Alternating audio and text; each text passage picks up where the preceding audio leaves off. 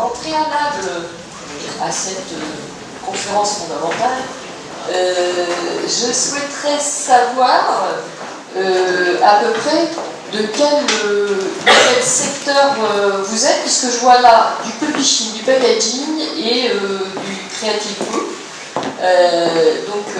Qui fait partie du secteur publishing? Le packaging? Ah, il y en a quand même. Et pour le reste, le creative book, j'imagine que c'est un peu publishing. Bon. Voilà. Alors, donc on est parti pour cette conférence sur l'avenir des médias, qui est donc conduite par Stéphane Gauthier et moi-même, nous intervenons là dans le cadre d'un cluster qui s'appelle Pôle Média Grand Paris. Ce cluster, il est un des plus vieux des clusters images en France, puisqu'il a été créé en 2002. Il a été référencé grade d'entreprise en 2011 et il est entièrement dédié à la filière image. Et on verra que la filière image, elle ressemble beaucoup aujourd'hui à la vôtre. Sur les secteurs que nous couvrons, ça c'est juste pour voir un peu aujourd'hui à quoi ça ressemble la filière image. Donc on couvre l'activité de cinéma, donc on est leader européen pour l'activité de tournage plateau, la télévision, l'animation, la VR, que vous connaissez tous maintenant, le transmédia, l'archivage numérique et puis tout le secteur formation et recherche. Les marchés que l'on couvre, ils ne sont pas très loin des vôtres non plus, à part le cinéma peut-être, cinéma, publicité, flux et stock TV, animation, transmédia, communication corporate, web et mobile. Aujourd'hui, on est environ 120 dans le pôle et on représente donc à peu près 2300 emplois et 645 millions d'euros de chiffre d'affaires cumulé. Voilà à peu près quelle est la typologie de nos membres. Donc ça va depuis des chaînes comme France Média Monde, des groupes télé comme AB Group, du financement participatif qu'on retrouve aussi dans vos filières aujourd'hui, comme Touscoprod, un grand de l'archivage comme l'INA, et puis des acteurs du plateau et de la formation avec l'École nationale supérieure Louis Lumière. Alors, d'où on parle et pourquoi aujourd'hui on va parler de l'avenir des médias? C'est que notre pôle, depuis 2010, est résolument tourné vers le transmédia. Alors, en 2010, on était déjà très en retard, hein, puisqu'il y a 2 ans, on a fait une conférence sur les 10 ans du transmédia. Grosso modo, ce sont des gens comme Alexandre Brachet, Lupian et Michel Briac qui ont porté notre filière transmédia. On est donc depuis 2010 co-organisateur d'un événement qui s'appelle les Cross Video Days, et je pense que certains d'entre vous y viennent, il me semble croiser les regards. Cet événement est aujourd'hui le plus grand marché européen dans le transmédia, avant Power to the Pixel à Londres. Aujourd'hui, on reçoit à peu près, cette année, je pense qu'on sera à 400 projets, plus de 50 pays. Et puis après, les gens donc, peuvent venir pitcher et rencontrer des commissioning editors. Oui, il y en a quand même dans le transmédia. Au niveau européen et trouver des opportunités de financement. On est également, depuis 2013, dans un projet européen qui s'appelle Eurotransmédia, avec un consortium européen dont alors j'ai mis Film Estonie parce que j'arrive pas à prononcer le nom de leur cluster estonien, Média Evolution pour la Suède, Twist pour la Wallonie, et Barcelona Media pour l'Espagne. Alors qu'est-ce qu'on fait depuis 3 ans? En fait, on cherche à établir un agenda de recherche sur le transmédia à l'horizon 2030. Ça c'est un gag, c'est juste une date fixée par l'Europe. Et puis depuis 2013 également, pour accompagner nos membres sur les marchés du multi-écran. On a lancé une grande opération, ça dure toute l'année, avec des phases différentes qu'on a appelées multi-écran pour éviter, par exemple, cross-média, transmédia, voilà, éviter tous les effets de définition, bien qu'on en ait eu. Et dans ce cycle multi-écran, il démarre là, par un laboratoire. Il est en ce moment en appel à projet, si vous avez des projets de transmédia. La clôture des projets sera le 6 mars. Et à l'issue de ce laboratoire, de cet appel à projet plutôt, il y a 10 projets lauréats qui sont élus. Et notre principe, c'est pas de donner de l'argent, parce qu'on n'en a pas, comme vous le savez, il n'y a plus d'argent public, mais de coacher les gens. Donc pendant 2 mois, on prend les producteurs et les auteurs et on les coach. Nos coachs sont les meilleurs experts transmédia du moment, Michel Reillac, Pierre Catan, Romain Bonin, etc. On les forme aussi, on a co-brandé des formations avec l'INA et le CIFA, et donc ils ont 5 formations dédiées, toutes dédiées aux spécificités du transmédia, dont on pourra discuter tout à l'heure. Donc on est un peu bien placé pour observer ce qui se passe dans notre filière au niveau de la transformation numérique. Et grosso modo, si on devait résumer l'avenir des médias, eh bien, il y en a qu'un, il est transmédia, puisque quelle que soit votre activité ou la nôtre, que vous fassiez aujourd'hui des comics, de la publication, etc., vous finirez transmédia. On le voit avec les radios qui deviennent effectivement des vraies chaînes TV, on le voit avec les réseaux sociaux, tout évoluera de la même manière. Alors, tiens, c'est marrant. Ah, ça fait des... Ah oui, c'est toi qui as fait ça? Ah, tu me fais des surprises. Bon, alors on revient en arrière. Ah oui, il me fait des gags. Voilà. Donc, le digital impacte l'audiovisuel à plusieurs niveaux. Il l'impacte, comme vous le savez, au niveau de la diffusion, puisque, grosso modo, on diffuse plus du tout en linéaire. Enfin, on le fait, mais il faut des compléments obligatoires. Ce qui nous amène à avoir des problèmes, tout comme vous, de format et des problèmes de normes.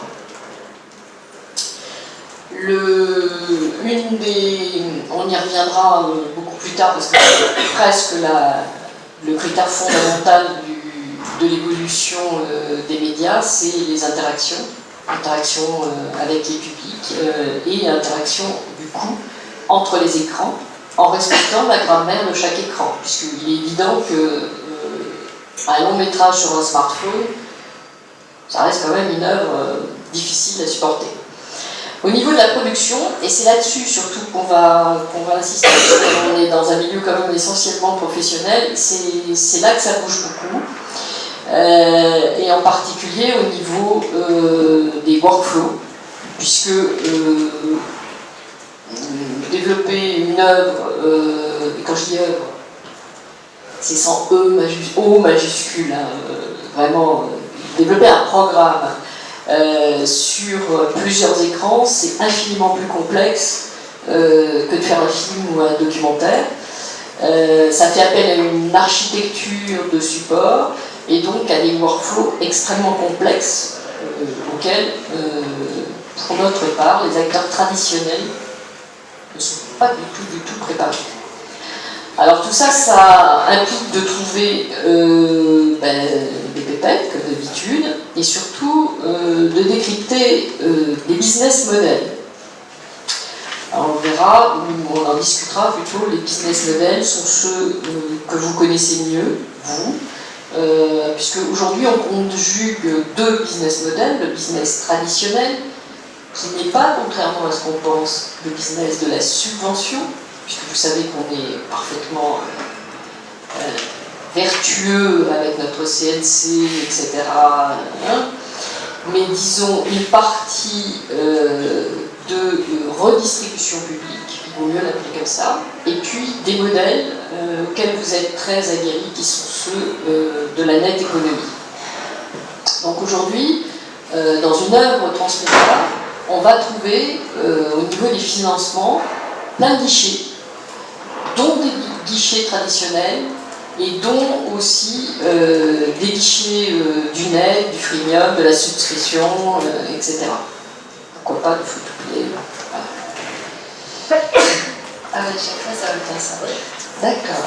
Alors, aujourd'hui, qu'est-ce qu'on voit? Je ne sais pas si c'est la même chose dans vos filières, mais grosso modo, on travaille toujours en silo et en étapes. Donc, grosso modo, nous, ça va du storyboard jusqu'au format de diffusion qu'on appelle le PAD, même s'il a évolué beaucoup dans son format. Et tout ça crée des micro-sociétés, des micro-compétences. Et aujourd'hui, on ne travaille pas réellement en synergie, en collaboration. Ce qui ne veut pas dire que, par contre, on n'est pas un avantage compétitif par rapport à la transformation numérique, puisque on est déjà en mode projet, on l'a toujours été. Un film, une œuvre, un programme, c'est toujours un projet. On agrège les gens par rapport à leurs compétences, ce qu'on dit être nouveau dans le numérique aujourd'hui, nous on l'a toujours fait, bien entendu. Donc, néanmoins, on n'est pas spécialement sur des modes agiles, pas spécialement sur des modes horizontaux, et pas spécialement collaboratifs. Puisque comme vous le savez, en plus, on a au milieu de tout ça un problème, c'est l'intermittence. Alors l'intermittence, c'est très bien, tout le monde bien. Seulement quand on fait un projet, il y en a un à Berlin, il y en a un et tout le monde se retrouve au dernier moment pour travailler, ce qui ne facilite pas forcément les choses. Alors aujourd'hui, pour suivre l'évolution du numérique, il nous faudrait en fait arriver à peu près à ce schéma. Est-ce que tu veux prendre la parole à ce stade-là? Bonjour. Donc, on a évoqué le fait qu'on avait une succession d'étapes qui se faisait de manière complètement indépendante. Quand vous faites cette succession d'étapes de manière totalement indépendante, au final, vous avez un produit, mais vous n'avez que le produit final. Tout ce que vous avez pu avoir comme informations qui sont venues au moment où vous faisiez chacune des étapes a été perdu et reste isolé dans son étape. C'est ce qu'on appelle les métadonnées. Ces métadonnées, je vous prends un exemple tout simple. Vous avez un storyboard pour un documentaire, vous avez une documentaliste qui vous a fait de la recherche documentaire et vous a identifié une centaine de sources. Et puis elle va passer ces sources à un moment à la personne qui va assurer le montage. Cette personne ne va en sélectionner qu'une dizaine, qu'elle va intégrer dans son programme. Cette dizaine, vous allez la retrouver dans le document final. Mais, à un moment, la chaîne de télévision vous dit « Ah, ça serait bien que ces 10 ressources-là, je les ai dans leur intégralité, j'en ai quelques-unes en plus qui sont corrélées à ces 10 ressources-là. » Cette information, la documentaliste l'avait. Si vous êtes dans un mode de production qui est un mode de production linéaire, tel que celui-là, vous êtes obligé de faire revenir un documentaliste, de faire regarder le documentaire, regarder les 10 ressources, retourner dans sa base de données, analyser quelles sont ces 10 ressources et quelles sont les autres ressources qui pourraient être liées. Toute cette information, en fait, elle existait déjà. Donc si vous travaillez avec ce qu'on appelle un workflow, qui vous permet de connecter toutes ces informations à chacune des étapes, vous pouvez même avoir des informations qui remontent d'une étape en aval vers l'amont. C'est-à-dire, au moment où vous faites le montage, ces 10 ressources-là, eh bien, je les ai utilisées dans le documentaire à tel code. Si cette information existe, le jour où on vous demande de ressortir ces 10 éléments en rush, c'est très facile à faire, l'information existe. Et en fait, dans tous les modes de production que l'on connaît aujourd'hui, on utilise très peu cette capacité à aller récupérer ces informations et à l'intégrer. Simplement, et on peut passer au suivant, une fois que j'ai fait ça, une fois que j'ai mon workflow, ça veut dire que demain, produire des formats courts, produire des extraits, alimenter un réseau social, fabriquer l'application deuxième écran qui me permet, pendant mon programme, de faire quelque chose, faire l'application mobile ou le site web, devient beaucoup plus facile et beaucoup plus économique que si j'ai travaillé traditionnellement, c'est-à-dire en gros, j'ai fait mon émission de télé, et puis une fois qu'elle est finie, je me pose la question de comment je fabrique les autres produits. C'est-à-dire que j'ai un coût de 100 pour l'émission de télé, auquel va venir s'ajouter un coût pour les autres supports, et très souvent, comme ça vient après, le coût sera nettement supérieur que si je le faisais dès l'origine. Donc c'est vraiment une autre façon de produire qui nous permet de travailler, et on s'aperçoit qu'aujourd'hui, on a de plus en plus d'éléments qui sont des éléments que l'on trouve directement en ligne. C'est-à-dire que l'ensemble de ces outils de production, le montage, le stockage, les effets spéciaux, la bande-son, l'étalonnage, tout ça, ce sont maintenant des services en ligne. C'est-à-dire que vous voulez faire un effet spécial pour une production, quelle qu'elle soit, une production audiovisuelle, eh bien vous pouvez prendre votre fichier vidéo, l'envoyer en ligne à un prestataire qui va vous le rendre avec l'effet spécial qui aurait été fait. Donc, même chose pour la diffusion, transcodage, tout ça, ça existe en ligne. Les interactions, blogs, tout ça existe en ligne. Ça veut dire que vous pouvez tout faire à partir d'un même outil informatique. Alors qu'avant, vous étiez obligé d'avoir des étapes qui étaient complètement dissociées. Là, je vais avoir des étapes qui vont pouvoir dialoguer les unes avec les autres. Je suis dans un magazine d'actualité, je vais pouvoir récupérer ce que disent les personnes de ma communauté, par exemple sur Twitter, pour alimenter mon magazine. Et donc, je vais avoir des itérations en permanence entre mon magazine et mon équipe de rédaction qui va se situer en amont, et mon flux Twitter qui correspond à ma communauté de gens qui vont réagir sur mon magazine. Et donc je vais avoir quelque chose de très très vivant. Rien que ça, vous regardez peut-être C'est dans l'air sur France 5, aujourd'hui un magazine comme C'est dans l'air sur France 5, on a l'impression qu'il n'y a que les tweets qui apparaissent sur l'écran. En réalité, l'émission évolue au rythme des tweets. Et donc il y a une orientation éditoriale qui est donnée en temps réel par rapport à ce que dit la communauté. Et de plus en plus, ces programmes évoluent comme ça. Et donc forcément, ça implique de nouvelles compétences et d'amener de nouveaux métiers dans cet environnement. Voilà, alors on va... Voilà. Donc aujourd'hui, on se retrouve vraiment dans cette façon de produire. Soit je produis de manière très traditionnelle et je me retrouve uniquement sur la chaîne du haut, mais ce qui permet aujourd'hui à beaucoup de producteurs de dire mais moi j'utilise déjà le numérique. Regardez, mon scénariste travaille avec Word, mon casteur travaille avec Excel, mon monteur travaille avec Avid, je travaille déjà avec le numérique, il n'y a pas de problème. Je suis déjà au top du top. La réalité, c'est que la manière dont il travaille ne permet absolument pas d'alimenter de manière très productive l'ensemble des supports qui deviennent de plus en plus nécessaires. Alors vous allez vous dire, pourquoi est-ce qu'on vous parle de tout ça? Est-ce que c'est la réalité du marché aujourd'hui? Peut-être en préalable, expliquer la limitation fondamentale qui est exactement la même que dans vos filières, c'est-à-dire qu'à l'ère du numérique, on est plus proche, alors vous appelez ça peut-être client final, on appelle ça des audiences, des publics, mais bon, c'est toujours la même chose. Sauf que effectivement, aujourd'hui, nos publics veulent pouvoir accéder à tout de suite. Bon, ça c'est déjà Anywhere, Any Device, ça fait 20 ans que ça dure.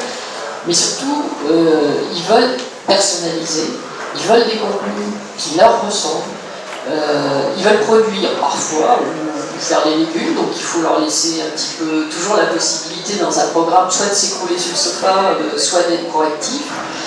Ce qui n'est pas simple parce que, grosso modo, les acteurs traditionnels ont beaucoup de mal à comprendre ce que c'est véritablement qu'un processus transmédia.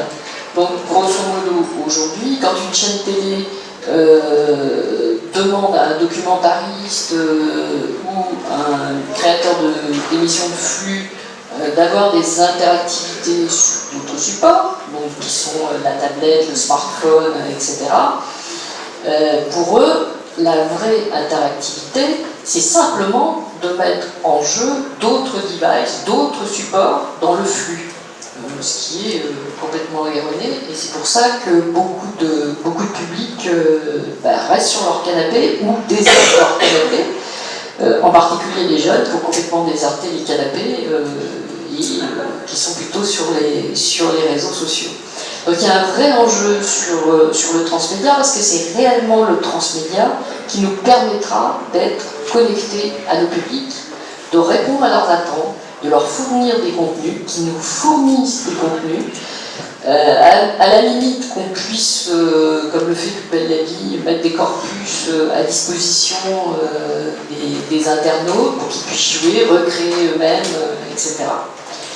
Alors dans ce panorama, le transmédia est assez complexe quand même, malgré que ça fasse 10 ans qu'il est en fait. C'est sûr qu'on a des acteurs extrêmement motivés. Au démarrage, ils venaient tous du web. C'était des web agencies, des développeurs de sites, etc. Aujourd'hui, non, c'est des gens qui viennent parfois de la narration, de l'éditorialisation, etc. On commence à avoir en place des financements publics, même le CNC chez nous s'y est mis, et on commence à avoir aussi un certain nombre de compétences. Sauf que, peut-être avez-vous le même problème, mais nous, nos compétences ne sont plus chez nous. Puisque, grosso modo, dans un flux transmédia, on va trouver par exemple un community manager. Un community manager, c'est pas au Pôle emploi spectacle. Ça va se retrouver donc dans les fichiers traditionnels du Pôle emploi. Alors non seulement les compétences ne sont pas forcément chez nous, mais une des grosses difficultés, et vous avez probablement les mêmes, c'est de profiler ces compétences, puisque grosso modo les acteurs traditionnels, et même les autres, n'arrivent pas à définir ce qu'ils cherchent. On a des gens, des producteurs qui cherchent des architectes interactifs. Si vous en connaissez un, on le prend tout de suite, sauf que ça ne correspond à rien, quoi. Donc il faut les aider aussi à travailler sur les nomenclatures, non pas des métiers, parce que les métiers évoluent assez peu, community manager ça existe depuis belle lurette, mais à mettre les compétences qui vont dedans et surtout les faire évoluer aussi vite que l'évolution des technologies numériques. Pas ça. Donc, le transmédia est souvent considéré encore, nous, dans les médias, comme un accessoire, comme voilà, la multiplication des devices, etc., une espèce de gimmick pour amuser le pèlerin. On a vraiment besoin d'une technologie, d'un concert qui nous soit commun. Et quand je dis commun, c'est commun à vous aussi, puisque on est complètement transsectoriel dès qu'on parle de transmédia. La preuve, ce community manager. Voilà, donc on l'a dit, les acteurs traditionnels aujourd'hui, ils peinent un petit peu à s'ouvrir à ce marché, et ils peinent d'autant plus qu'au niveau des modèles économiques, on les cherche encore un peu.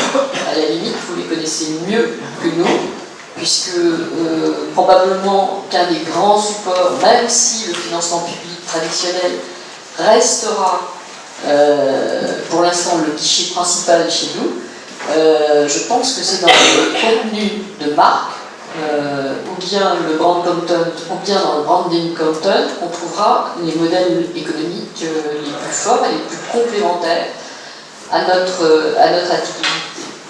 Voilà. Alors, on le signalait tout à l'heure, il y a le manque de pratiques collaboratives, et puis encore, quand même, très souvent, le manque de compétences. Par contre, tout n'est pas perdu, puisque on a vu une multiplicité de canaux de distribution arriver, utilisés tous largement, qu'on a des compétences, que effectivement des systèmes comme le brand content, le branding content ou aujourd'hui le crowdfunding vont devenir des modèles. On le voit de plus en plus, nous, au niveau de notre filière, il y a des stratégies régionales qui se renforcent.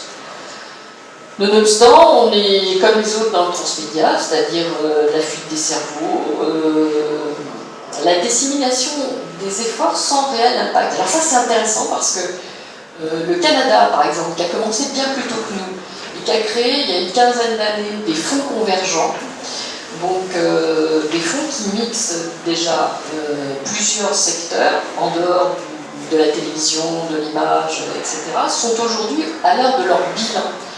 Et en fait, il se pose une question fondamentale, dans le secteur, qu'est-ce qu'on a créé comme patrimoine? Puisque, grosso modo, quand vous faites un film, vous créez du patrimoine. quand vous faites une émission, parfois, vous créez du patrimoine. Et la patrimonialisation des contenus va être un atout majeur et un enjeu majeur dans le transmédia.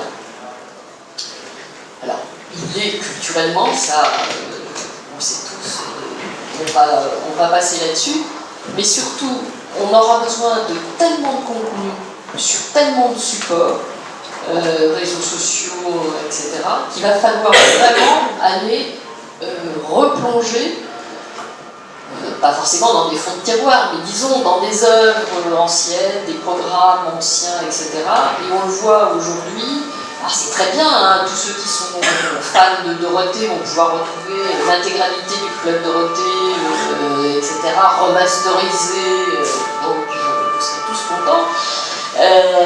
Mais effectivement, il va y avoir une surenchère de contenu du fait de la multiplication des supports et du multitasking qui fait que les gens consomment de plus en plus sur tous les supports. Et donc, un des enjeux, si la patrimonialisation est fondamentale, l'autre enjeu, c'est l'archivage. Vous aurez le même problème chez vous sur les contenus écrits. Donc, qu'est-ce qu'on archive? Et dans la perspective de réutilisation et de réinjection de ces contenus sur des réseaux différents, des réseaux de diffusion différents, avec des publics différents, comment on archive? Dans quel but? Voilà.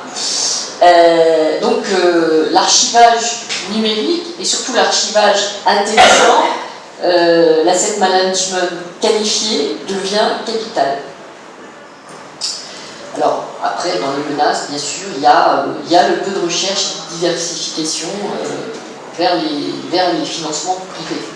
Et donc on en revient un peu à ce qu'on avait élaboré, c'est cette UX que vous-même vous avez à émuler, puisque aujourd'hui on ne pousse plus nos contenus, quoique il y a encore beaucoup qui le font, mais on essaie de tirer les audiences vers nos contenus dans un but participatif, collaboratif, interactif, contributif. Alors le gros problème, c'est que, comme on le disait, il ne suffit pas de multiplier un webdoc sur une tablette, un smartphone, faire un quiz, etc., pour que ça fonctionne. Donc l'éditorialisation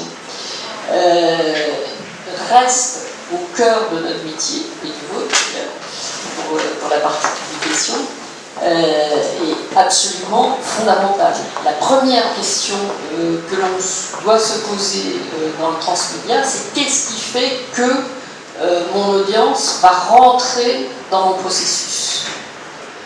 Alors là, il y a plusieurs solutions qui sont la recommandation, mais je recommande, oui, mais finalement, quand j'ai recommandé à toutes mes copines, qui contrôle que mes copines, finalement, elles y sont allées, elles ont effectivement vu le truc. Donc il y a le problème de la mesure. Alors mesurer l'engagement, mesurer la participation, aujourd'hui ça reste un peu compliqué vu la multiplication des supports. Ça sera un enjeu majeur dans l'évolution des médias à venir. Conserver et intégrer les contenus UGC, ben ça revient un petit peu à ce qu'on se disait tout à l'heure, c'est-à-dire que les contenus UGC vont devenir eux-mêmes UGC, donc créés par les internautes et les spectateurs, User Generated Content. Donc ça devient un enjeu aussi majeur que la conservation de nos contenus, puisqu'ils prennent aussi de la valeur, puisqu'aujourd'hui on a des gens qui sont des vrais créateurs en ligne. Voilà, et puis bien sûr un enjeu majeur, ce sera de créer des contenus personnalisables. Et là, sur cet aspect-là, c'est là qu'on va retrouver un grand bouleversement. On avait dit il y a 10 ans, la télévision est morte. Non, elle est délinéariser, ça se relinéariser, puisque elle va devenir MyTF1, MyFrance TV, MyM6, comme on voit aujourd'hui des démarches, comme déjà MTV, qui a créé MyMTV et qui vous permet de constituer vous-même votre chaîne. Alors ça, c'est une démarche qu'on observe beaucoup déjà aux États-Unis et beaucoup en Angleterre, en particulier avec la BBC. Après, sur l'engagement de l'audience, bien sûr, on a deux solutions que vous connaissez bien. La nudification, alors la nudification, c'est pas toujours tiens donc, va chercher une arme ou va chercher un indice, etc. Ça peut être beaucoup plus intelligent que ça. Je vous invite à regarder le MIT Lab qui a produit un très bon retour sur la nudification en 10 points. Alors ça, c'est pour le côté jeu. Et l'autre manière d'engager les audiences, c'est de prolonger l'expérience. De prolonger l'expérience dans la vraie vie, in real life. Et là, généralement, on fait appel à des engagements qui sont ou plus festifs, ou plus éthiques. Où là, on a effectivement la possibilité d'émuler une communauté dans la vraie vie, par des effets d'événements, etc., mais sur quelque chose qui nous est à tous commun. On l'a vu, la COP21 a suscité beaucoup d'événements transmédia qui ont eu des prolongations in real life. Voilà, j'ai fini pour ma partie. Je ne sais pas si sur cette partie-là vous avez des questions. Alors on enchaîne. Bien, donc dans un univers qui bouge, j'ai avec un co-auteur, Laurent Fonel, donc si vous souhaitez télécharger ce livre blanc, il est en téléchargement gratuit sur le site édition.fr. Essayez de répondre à la question quel avenir immédiat de la télévision, et donc volontairement on a dit face ou avec Internet. Beaucoup pensent face, et donc il y a une concurrence et qu'il y aura forcément au final un gagnant. On dit avec parce que vous allez voir, il y a quelques indices qui montrent que la télévision va continuer à exister. Rapidement, ce livre a été fait au travers de 11 interviews de professionnels de la télévision et de l'Internet.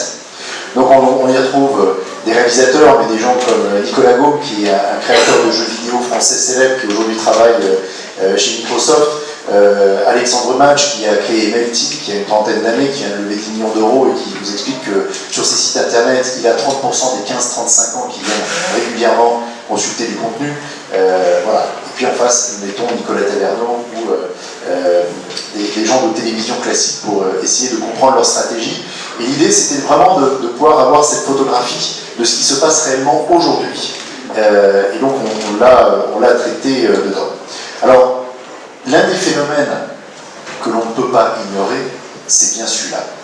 Ça, c'est très impressionnant. Regardez, il n'y a même pas 10 ans, nous étions à 4 écrans par foyer, on est passé à 6,4 en 2014.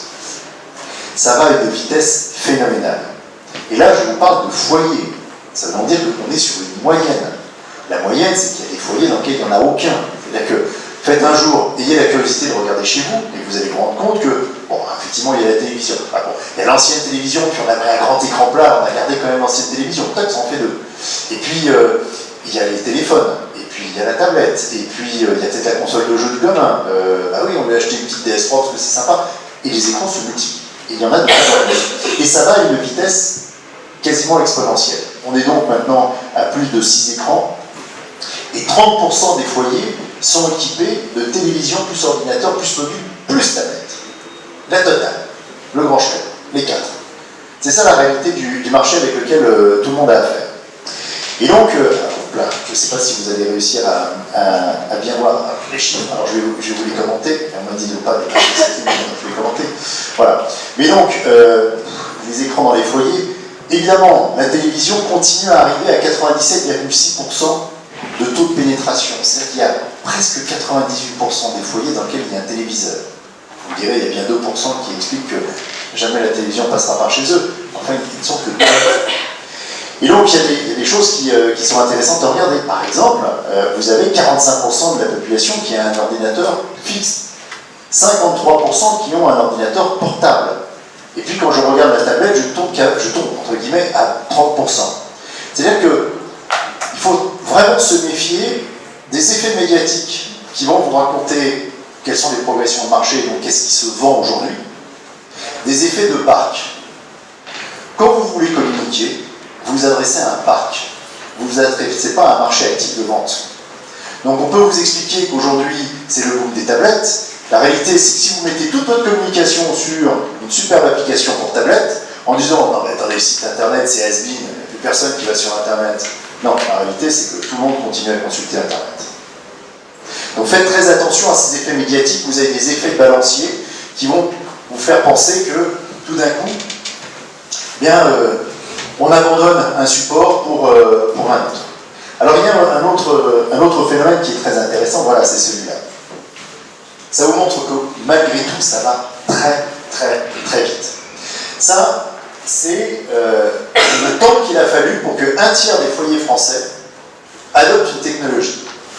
Vous voyez, le smartphone, il a fallu 8 ans. Bon, le smartphone, il est né, alors il est réellement né en France avec l'iPhone il y a un peu plus de 10 ans, mais il a vraiment explosé quand Android est arrivé et que tout le monde a pu accéder à ça. L'écran plat, 7 ans et demi, vous voyez la tablette, 4 ans. Donc il y a quand même une accélération qui se fait. Alors là-dedans, ce qui est intéressant, c'est, vous voyez, l'écran plat, 7 ans et demi. Il y a encore un peu plus de 10 ans, il se vendait 3 millions de téléviseurs par an. 3 millions de téléviseurs vendus par an. L'année dernière, il s'est encore vendu près de 6 millions de téléviseurs par an. À votre avis, est-ce que la télévision est morte? Ben non. La télévision continue à exister, à se développer. Et on voit bien que l'écran plat, maintenant c'est l'écran plat, vous avez la 4K qui arrive après l'échec phénoménal de la 3D. Si ça vous amuse, on en parlera. Mais en tout cas, ils se vendent, continuent à se vendre des téléviseurs. Allez à la Fnac, allez chez Cartier, vous verrez que les corners de télévision n'ont pas réduit, ils ont même augmenté en termes de taille. Donc la télévision n'est pas morte. Simplement, la télévision doit faire avec un environnement d'autres écrans qui peuvent souvent être sur les genoux pendant que je regarde la télévision. Donc finalement, je ne regarde plus la télévision avec un seul écran. Je peux regarder la télévision avec 2 voire 3 écrans. Avec des gens qui ont des écrans différents, qui vont faire des choses différentes devant le même écran télé. Donc ça, c'est ce qui complexifie considérablement la chose. Alors il y a un autre élément qui vient s'ajouter, c'est celui-là. Ça, c'est probablement quelque chose que vous n'avez jamais réalisé. Vous êtes chez vous, vous êtes sur votre télévision. À un moment, est-ce que vous vous êtes posé la question de comment vient l'image que j'ai sur mon téléviseur? Traditionnellement, on a tous eu une antenne râteau, hein. C'était comme ça, hein, la télé, c'est l'antenne râteau, tout le monde recevait, c'était superbe. Et puis, le satellite est arrivé il y a une trentaine d'années, CanalSat, qui va changer de nom ces jours-ci, ce qui prouve bien qu'il y a une évolution, hein. CanalSat va devenir Canal. Le bouquet perd sa notion de satellite. Bon, j'ai encore 17 millions d'individus qui aujourd'hui, sur les 60 millions qui regardent, donc là c'est 60 millions, ce que vous ne voyez pas, comme je vous le dis. Donc sur 60 millions de personnes équipées en télévision, j'en ai 17 millions qui le regardent par satellite. Antenne râteau, satellite, c'est la même chose. Je reçois ce qui m'est diffusé, c'est-à-dire, c'est le principe de la douche, hein, j'arrose, je viens avec mon petit godet, je récupère de l'eau. Ça, je suis sur le principe de la diffusion. Et puis j'ai la DSL. 29 millions, presque 30 millions sur les 60 millions, reçoivent la télévision par la DSL. C'est-à-dire qu'ils la reçoivent par Internet. Je ne reçois plus la télévision qui a été diffusée par tout le monde. Je reçois la télévision que mon boîtier va aller chercher sur le serveur qui me fournit la chaîne de télé. La démarche est très différente. Elle est exactement la même quand je suis câblé.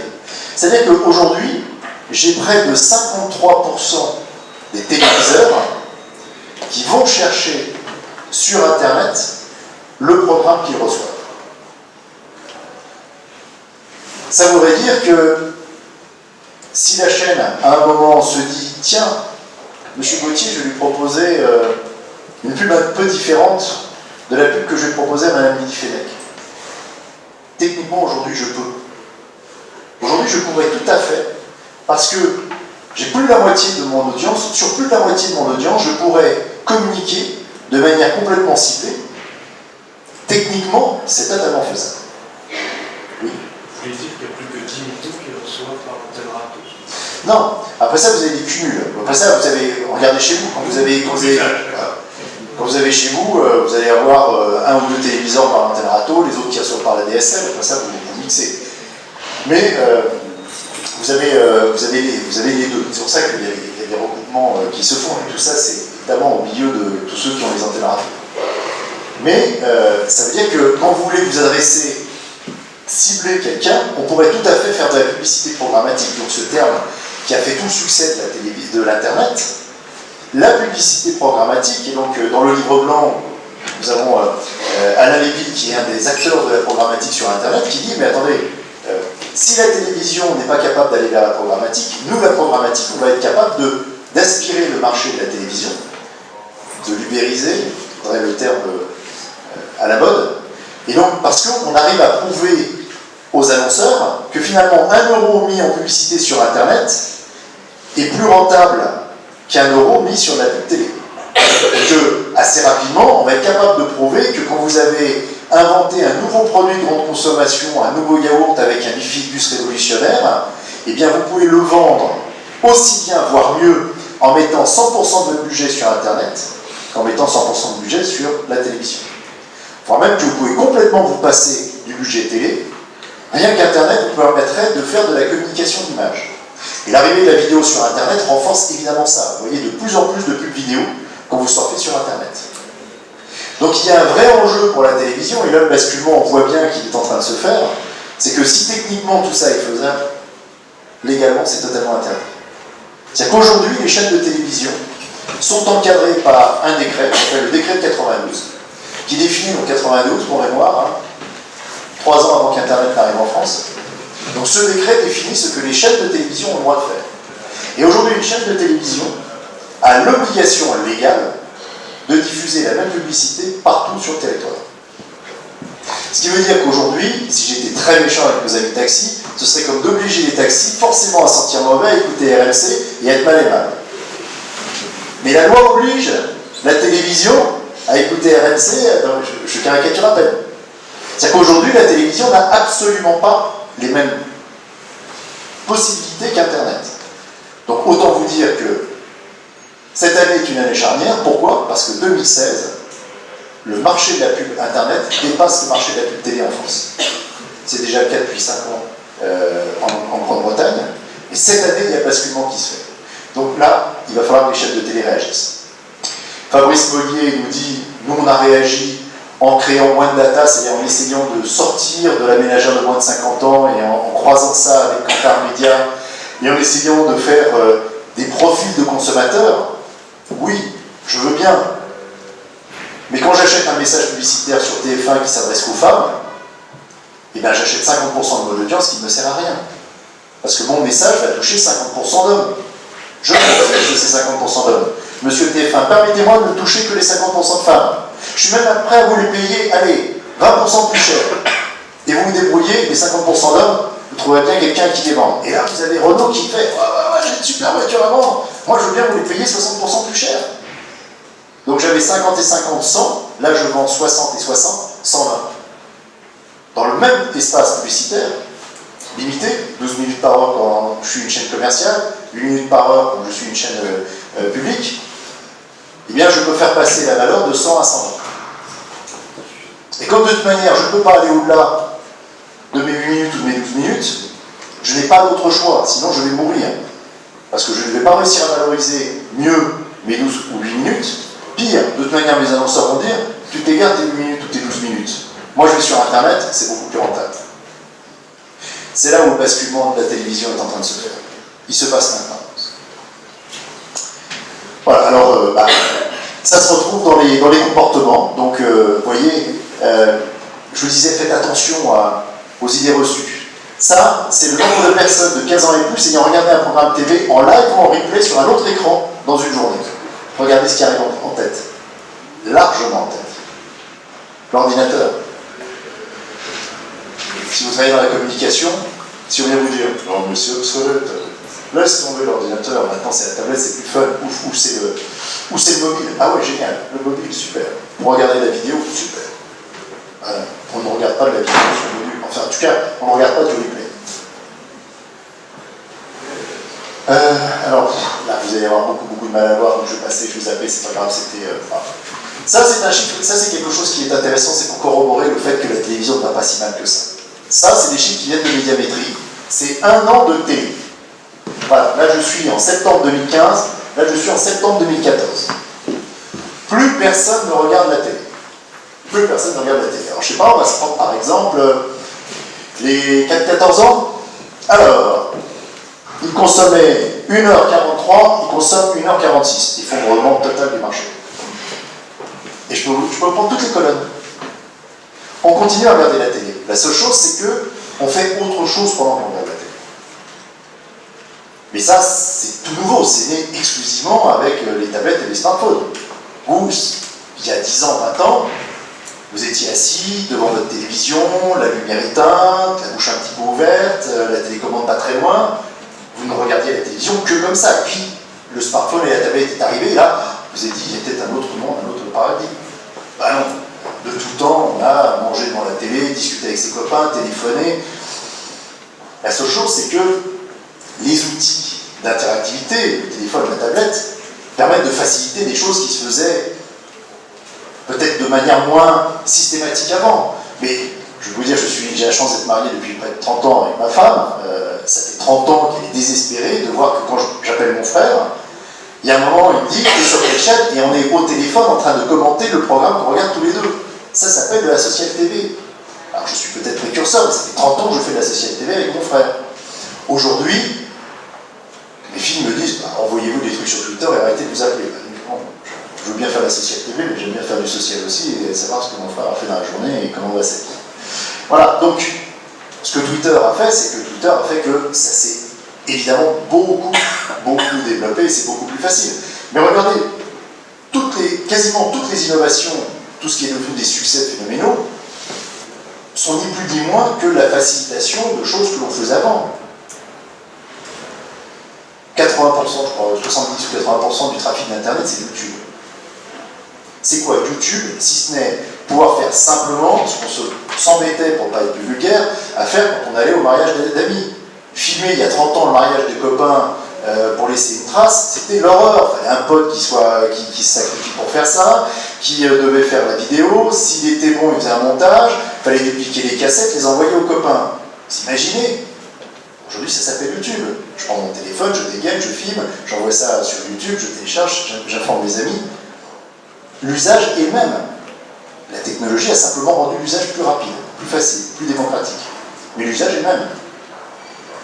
Même si la loi a un petit peu changé, ça fait 30 ans qu'il y a devant les aéroports des grosses limousines noires avec écrit voiture de place.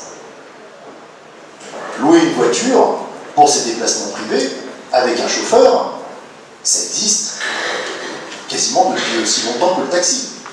La seule chose que les plateformes ont changé, c'est que maintenant je dégaine mon téléphone, je le fais et il arrive dans le quart d'heure qui suit.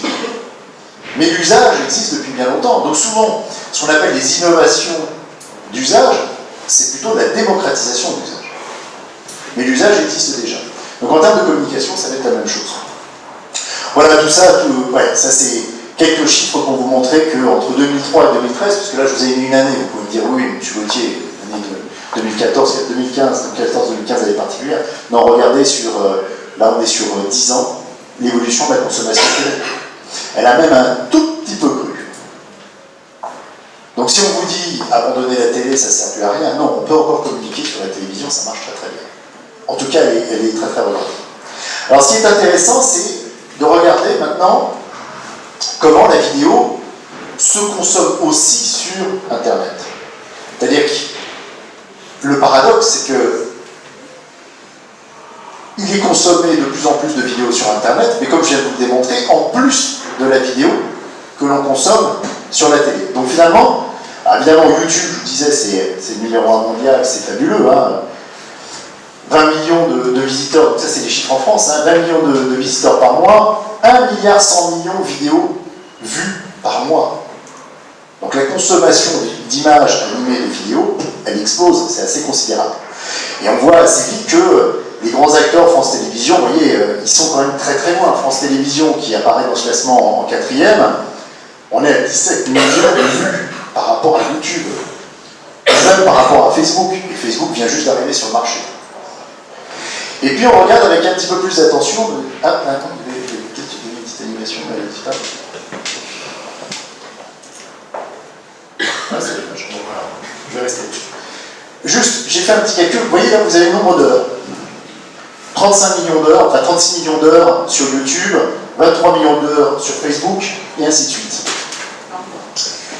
Par mois. Et puis vous faites un petit calcul. Vous divisez ce nombre d'heures par le nombre de vues. Et vous allez voir que là, vous êtes sur des vidéos qui durent 1 minute. Et là, vous allez être sur France Télévisions ou sur TF1, vous allez être sur des vidéos en moyenne de 20 minutes.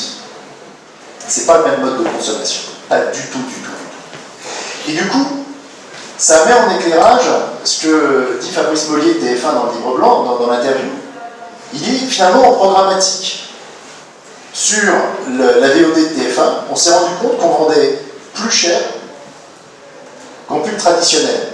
C'est-à-dire que les annonceurs ont fini par comprendre que l'attention du téléspectateur pour la vidéo qu'on est obligé de subir avant un programme de TF1, comme on est moteur et qu'on a envie de voir le programme de TF1 derrière, eh bien elle va être perçue de meilleure qualité qu'une vidéo qui va être diffusée sur YouTube où finalement c'est un copain qui va dire tiens regarde ce truc c'est sympa et hop il y a la vidéo qui démarre, hop, on zappe parce qu'on n'a pas envie de s'embêter.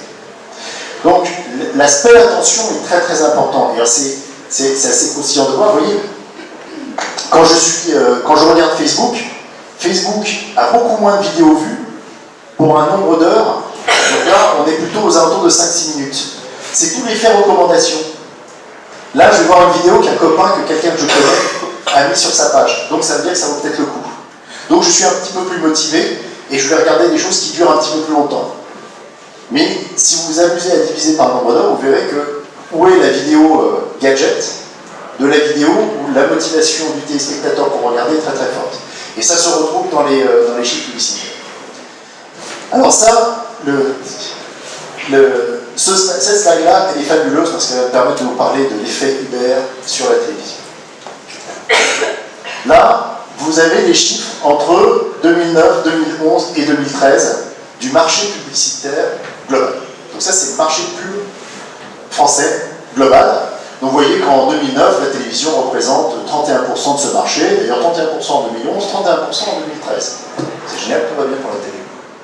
Sauf qu'en même temps, on est passé d'un peu plus d'une dizaine d'acteurs sur la télévision numérique à une reconcentration de quelques acteurs, puisqu'entre-temps, TF1 a acheté NT1, TMC et HD1, que le groupe M6... Donc en gros, on se retrouve avec 4-5 acteurs qui se partagent les 35% de part de marché. Donc ça va plutôt pas mal. Et puis vous regardez la presse, 37% en 2009, 31% en 2011, et puis 28% en 2013, et dans le même temps, Internet il passe de 13% à 19% à 22%. Faites la soustraction, vous verrez que tout ce qui part de la presse va chez Internet. Bon, c'est pas grave, si c'est les gens de la presse qui récupèrent ça sur Internet et qui font de la presse en ligne, tout va bien. Pas sûr que ça se passe comme ça. Un peu Google qui aspire tout ça. Bon, mais ça veut dire que quand je suis chaîne de télé, je regarde ça, moi je me dis, tout va bien, finalement, je suis solide sur mes positions, il ne va rien se passer. Et puis je vous annonce 2016, pouf, là, on va passer à plus de 30%. Et bien l'effet ubérisation, c'est quand finalement vos clients se rendent compte qu'il y a un service et un usage qui est plus performant que celui que vous proposez. C'est exactement l'effet taxi. Les taxis n'étaient pas inquiétés par les VTC jusqu'au jour où le marché du VTC, qui a fait croître globalement le marché, au début ils ont peu pris sur le taxi. Finalement, ce marché est arrivé suffisamment à maturité pour que les utilisateurs de ce marché contaminent les utilisateurs de l'autre marché. Donc finalement, moi je suis annonceur sur Internet, mais je suis aussi quand même annonceur sur la télévision, puis à un moment je me rends compte que ça marche très bien sur Internet, j'ai progressivement transféré mes budgets là. Donc si les chaînes de télévision ne sont pas capables de prendre aussi sur ce marché-là, gros problème pour eux. Or, regardez en 2013, vous amuser à fouiller, alors ça devient de plus en plus difficile de le faire, mais allez regarder les rapports annuels des grands groupes, TF1, M6 ou autres, et essayez de chercher, de déduire quelle est la part de revenus de publicité qui vient d'Internet dans ces groupes. Le groupe TF1, c'était quand même Watt, Overblog, des gros sites Internet. En recoupant, en cherchant, en farfouillant bien, en 2013, on arrivait à entre 1 et 1,5% de leurs revenus publicitaires qui venaient d'Internet. Entre 1 et 1,5% de leurs revenus publicitaires. Ils n'existent pas sur Internet. Ils n'existent pas. Donc c'est un vrai souci pour eux. C'est-à-dire qu'aujourd'hui, pourquoi le transmédia est vital pour eux? C'est qu'il faut absolument qu'ils aient la capacité de passer d'un revenu télé à un revenu Internet et de lier les deux. Alors je ne sais pas, vous avez peut-être fait la remarque comme moi, mais toutes les émissions, tiens par exemple The Voice, qui a démarré la semaine dernière, je ne sais pas si vous avez regardé, qu'est-ce que fait Nikos du début à la fin de l'émission? Allez, hashtag The Voice. Soyons jeunes, je suis Nikos, je suis l'homme de Twitter. Et c'est fabuleux, moi je trouve que c'est génial de la part de TF1. Je suis Coca-Cola, j'ai envie de communiquer sur les jeunes urbains. Je vais voir la régie de TF1, elle me dit, oh j'ai un truc génial, de 30 secondes à la première pub, à 21h45, vous allez voir c'est génial, j'ai un taux de pénétration chez les jeunes qui est fabuleux. Vous en avez combien? 30% de mon audience, ce sont des jeunes. Ah ouais, super, très bien. Bon, alors je fais quoi? Je fais ma pub pour... oui, vous mettez votre pub pour le coca blanc, rouge, noir, vert, on fait tout l'arc-en-ciel, et vous verrez, ça marche très très bien. Bon, très bien, ça vaut cher, oui, un peu, mais c'est rentable. Et puis, je prends le monsieur de Coca, je vais voir monsieur Twitter, et puis monsieur Twitter, il dit vous avez vraiment envie d'avoir que les jeunes urbains? Ouais, moi, il y a que ça qui m'intéresse. Et vous savez, moi, chaque fois qu'il y a quelqu'un qui est en train de taper un hashtag The Voice, ou qui lit un tweet avec hashtag The Voice, autour de son écran, je peux lui mettre votre pub Coca. Pas de problème. Et si vous ne voulez que les urbains, et si vous voulez que les moins de 35 ans, je peux vous dire, je peux même d'ailleurs vous dire, si pour les femmes, vous voulez mettre le Coca Light parce que c'est plutôt pour les femmes, et pour les garçons, le Coca Zéro, et puis si c'est quelqu'un qui va régulièrement sur des sites un petit peu green mettre le vert, je peux même vous faire cibler. C'est-à-dire que vous n'avez pas un message pour chacun, vous avez un message pour chaque utilisateur désigné. Alors je vais vous vendre un peu moins cher, allez. Oui, mais moi, Twitter, je ne suis pas limité à 12 minutes par heure, je peux vendre tout le temps, 60 minutes sur 60. Et une fois que j'ai fini de vendre TF1 à monsieur Coca-Cola, qu'est-ce qu'il me reste à vendre? Il me reste à vendre France 2, France 3, France 4, France 5, France 6, France 7, ce que vous voulez. Je vends toutes les chaînes. Leur plus gros concurrent, c'est celui pour lequel ils font le plus de communication. C'est génial. Donc ils sont en train de se rendre compte aujourd'hui qu'ils se tirent une balle dans le pied. D'où la nécessité pour eux de travailler sur des programmes qui fassent que, quand je regarde l'émission, j'ai envie de devenir interactif, parce qu'à un moment, l'émission m'emmène dans quelque chose d'impliquant, de motivant, mais que cette interactivité, je ne puisse la faire de manière efficace qu'au travers de l'application ou du site de la chaîne. Et là, du coup, je vais pouvoir avoir dans mon environnement des utilisateurs que je vais pouvoir qualifier, qui sont des utilisateurs qui regardent l'émission, que je vais évidemment pouvoir vendre beaucoup mieux à mes annonceurs. Et ça, c'est le trend qui est en train de se prendre. Voilà, je vais aller vite. Bon, ça c'était pour vous dire que la télévision continue à être un support de très bonne qualité, mais c'est évidemment beaucoup le projecteur n'est pas assez bon. On va zapper sur replay. Voilà, bon, oui, je vais arrêter là-dessus. Toujours sur les idées reçues.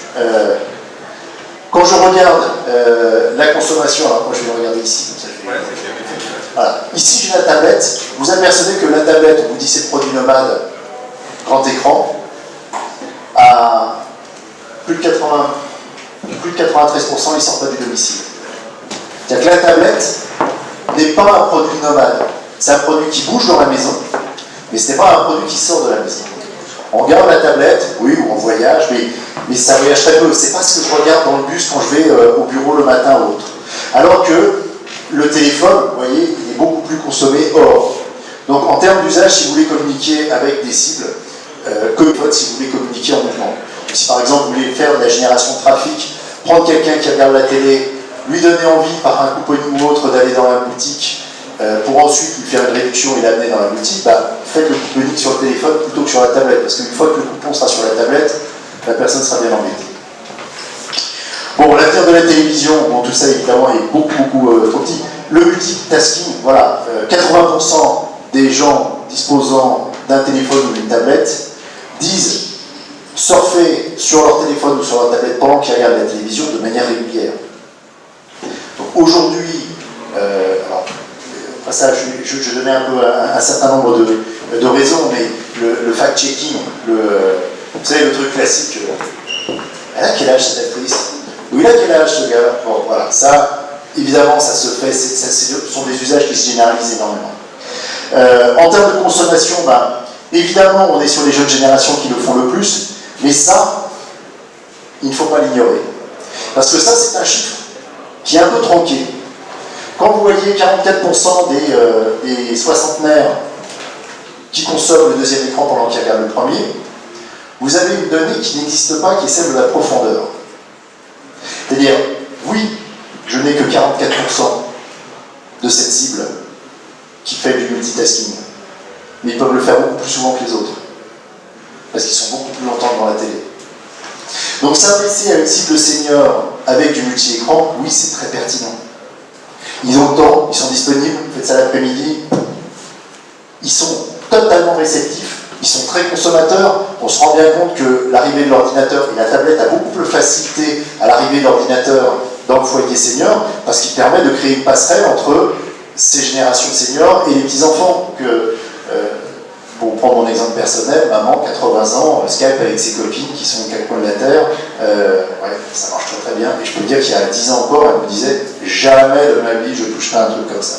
Puis à moi, elle a dit non, mais comment je fais pour dialoguer avec mes amis? En termes de population, de niveau actif, évidemment, plus je vais aller vers des populations ayant du temps, pour les jeunes, les étudiants, ça marche très bien, mais regardez, les professions intermédiaires, les employés, les ouvriers, sont très consommateurs de multitasking. C'est-à-dire qu'on n'est pas du tout, c'est pas du tout le côté CSP+, c'est génial, moi je suis multi-écran. Non, les CSP+, vous les trouverez plutôt dans les 2% qui disent la télé ne passera pas chez moi. Donc, si vous voulez faire une communication tout public, large, en touchant des gens, vraiment du grand public, le multi-écran fonctionne très bien. Voilà. Bon, rapidement, donc, mais ça je l'ai déjà dit, je vais vite fait passer dessus. L'ordinateur, ne l'oubliez pas, c'est très important. Il est là, il est installé, les gens savent s'en servir. Et puis ça, c'est juste pour vous dire quel est le potentiel qu'on a en France. Ça, c'est une étude qui est sortie il y a quelques années sur les personnes qui font du multitasking en rapport avec le programme pendant le programme et qui ne le font pas. Ils vont regarder qu'en France, on se situe juste là, on a 8% des personnes qui déclarent faire du multitasking lié au programme, donc je fais quelque chose qui est en lien avec le programme. Et regardez en Thaïlande, Philippines, Corée du Sud, on a des taux qui dépassent maintenant le quart de la population qui regarde régulièrement des émissions de télé en faisant quelque chose en rapport avec l'émission télé. Donc ça, c'est quelque chose qui va évoluer aussi très vite. Et il faut vraiment le prendre en compte parce que ça, vous avez une population sur laquelle vous pouvez communiquer de manière très qualitative.